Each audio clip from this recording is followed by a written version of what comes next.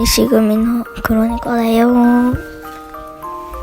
今から氷鬼オンラインやっていくよ。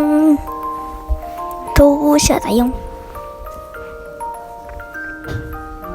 鬼がもうすぐ捕まりますね。これはもう捕まります。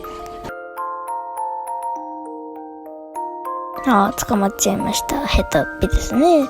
まあ初心者なんでね、許してください、そんなことは。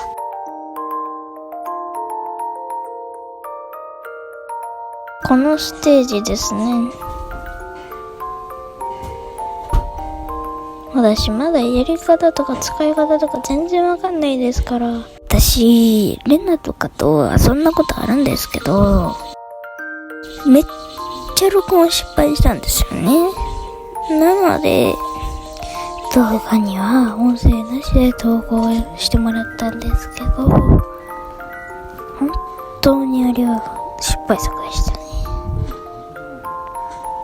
次も遊べたらみんなで氷鬼オンラインをやっていきたいと思います。糸にゃんの糸はどうやってできたか知ってますか？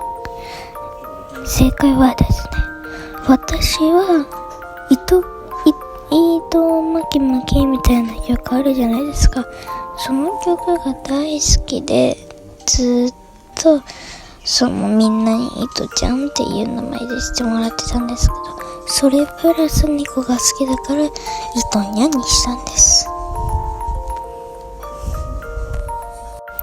これは生き残るパターンですかね。みんなも一緒に考えてみてください。歩いてますね。ごめんなさいね、無限のやつ使っちゃって、ほとんど使ってる気がするんですけど、このステージは本当に迷路みたいでした。本当に迷路でもう分かんなくなりそうですよ。あと生き残ってるのは3人ですね。頑張ってください。戦ってますか？1人死にました。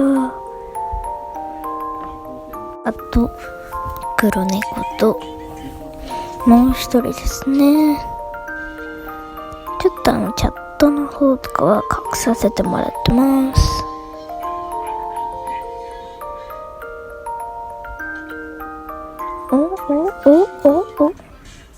勝ちました。じゃ、バイバーイ。